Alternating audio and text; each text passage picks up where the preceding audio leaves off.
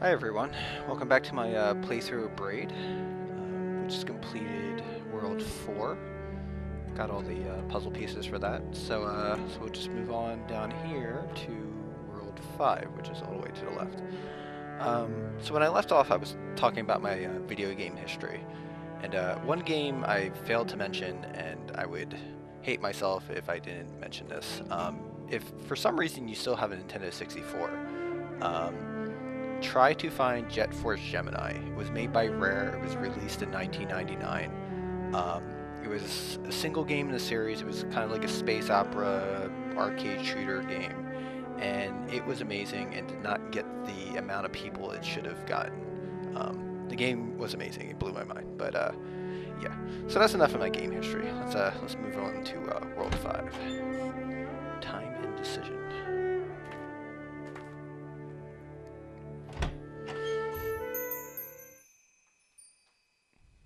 They really like their pits. Okay, so time and decision. So this one's a little more straightforward than the last one. Essentially, there are two streams that are created. The one I'm currently in and the one that's going to happen in the future. So let's see. I'm going to jump and jump and jump down here and jump on this guy. Now, if I reverse it, there's going to be a black guy, a shadow that goes and does exactly what I just did. And then it falls asleep and disappears at some point. So essentially what it is you do something, you reverse time, and then you have a shadow do that thing for you. Things that are purple, like that puzzle piece that's down there, is an example of something that can be collected by either me or the shadow. So in this case, I just jump down here, pick up the puzzle piece, reverse time, and have my shadow pick up the puzzle piece. So as easy as that, or as you've seen in the previous ones, not so easy. So let's see, let's do this one puzzle just to give you an idea. If I open this, it opens. Oh, it closed. So if I go here and open this again, reverse time, and have my shadow open it for me, get through. Easy as pie. So easy. Yeah, so I wanted to talk about my channel. What is gaming philosophy with JustNukeIt? It seems kind of pretentious, but it's basically trying to be straightforward, trying to show that games are more than just these things that people play and they're just for kids, which is the biggest thing that annoys me still to this day. It basically wants to broaden the idea that games are just this thing that, is looked upon, down upon. It's like just a little thing that you do in your spare time, and that's about it. I think at this point, gaming has become its like own culture, and it's really revolutionized how people look at art. And yes, I said art. It's like, oh no, video games are not art. They're just, they're just like pixels on a screen that people play around with. And that's not true at all. Trying to do this. Video games at this point, are very much its own piece of art. Recently, in the Smithsonian, they just added 2 games, Flower and I think it was Halo 2600, which is Halo on the Atari 2600 that came out a few years back. And essentially, it's a permanent display at the Smithsonian. One of the biggest art galleries in the world. So I think at this point the debate's kind of over, but for the longest time it was kind of like, it wasn't even like a valid discussion. People were like, nope, it's it's not art. I don't know what you're talking about. And it kind of got annoying. So my channel's kind of trying to take it to the next level, to the point that you know, people can watch my games, and then we can have discussions about it. And that's the main thing I want to do, is have discussions about games. I want to talk about themes. I want to talk about, you know, the industry as a whole. You know, what the future is going to look like. You know, 2 main consoles just came out, and you know, what is the future going to look like?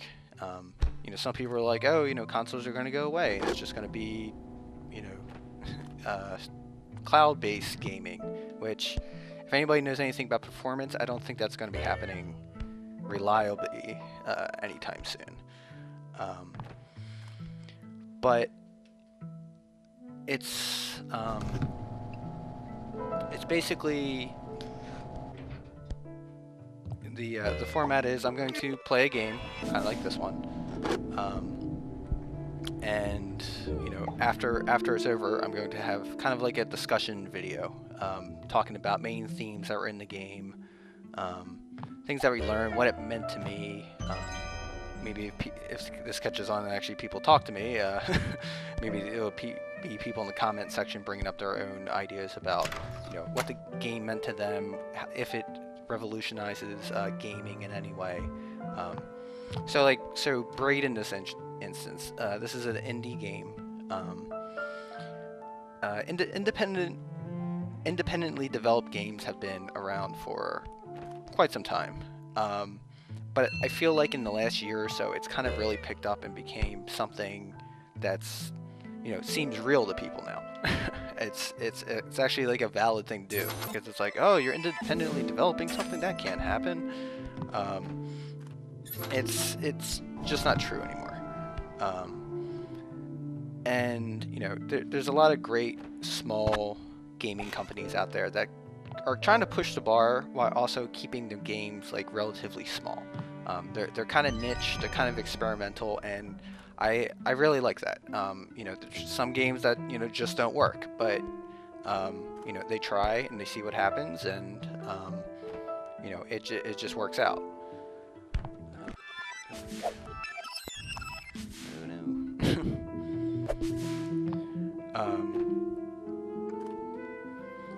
But yeah, it's the main gist is I want a game discussion,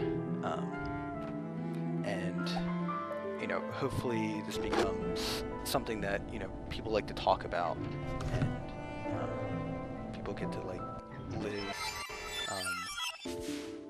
you know, not being embarrassed playing games. You know, like I said before, I'm 27, I'm still playing games, and I love it.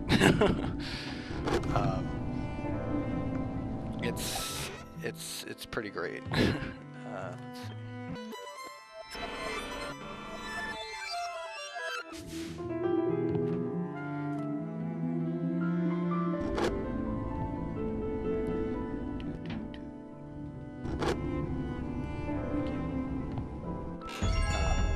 Like I'm really excited about the future for indie games, like small developers who, you know, aren't hammered by times. They're not exactly looking at their bottom line. Like for Braid, Jonathan Blow, you know, made quite a bit of money, but that, you know, if that was Activision or EA, they wouldn't be very excited with, you know, a few million, only like a few $1 million. And I feel that's like kind of taking away from gaming. Like, I have no problem with Call of Duty. I have no problem with Battlefield. Like, those are games that are fun. I played quite a bit of it. It's, you know, it's a great thing to show like people, you know, how awesome games are. But at the same time, it's just like yearly releases of like essentially the same thing over and over again. You know, kind of like, you know, it started off with sports games. That's kind of made sense because the roster's always changed. But for, you know, like Call of Duty, you don't need another Call of Duty once a year. If they had a more engaging like single player, I would say yes, they would definitely need that. Their stories are good, but essentially they're short, they're kind of like, you know, action-packed genre, and then it's like that's it. You know, there's nothing real deep about it. don't feel like you learned something. Your story building, I haven't played a Call of Duty and going like, oh, you know, this is going to change gaming forever. Maybe in the multiplayer sense of like, you know, customization and stuff like that. But yeah, I think big developers actually can start learning from like the little guys. Maybe going like, oh, look at this, you know, these guys have small budgets, they're working with like such tight constraints, and they're able to, you know, make this stuff work. Didn't work. That didn't work. No, go back. Must go back. Oh, went back too far. So that's the unfortunate thing about this one. This guy's not green, so once I kill him, he's temporarily dead.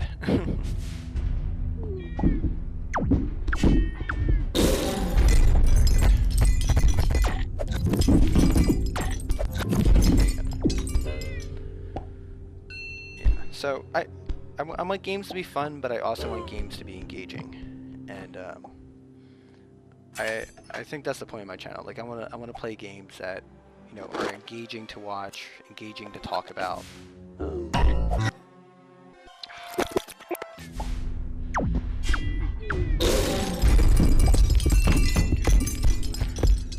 I will get this. This will happen.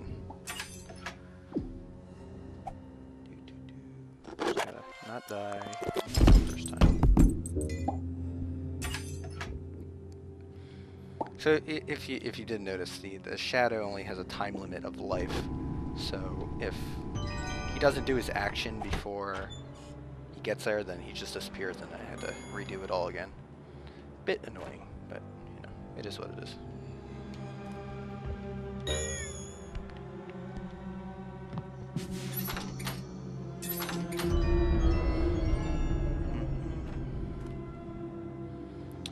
Yeah. So, you know, that's kind of like the current state of video games. You know, there's this indie option now, as opposed to just, you know, unless you're a big developer, you weren't making games. I think downloadable games have really opened the door for like small businesses to get out there and like show what they can do. And you know, I think this will, you know, make gaming better in the long run. You know, there's definitely a place for Call of Duty next to Braid, or you know, whatever game you're playing. You know, if you like Angry Birds, go and play Angry Birds. It's you know, video games, the number one thing is the game has to be fun. Like you have to enjoy playing it, and if you're not enjoying playing it, then you know, there's no real point to playing the game unless, you know, well, I guess if you're playing like a horror game and you know, you just like to hurt yourself, then then sure, go play that. But yeah, so yeah, number one thing, games have to be fun. And then the second thing is, you know, they have to be engaging. Like you have to, you know, feel something from it. And you definitely do get that from like a Call of Duty. So yep, so that's it for World 5. We got World 6, and then we're gonna do a little more, you know, sweeping up to get the rest of the puzzles. So thanks for watching. Please like and/or subscribe, and I'll see you all later. Do-de-do.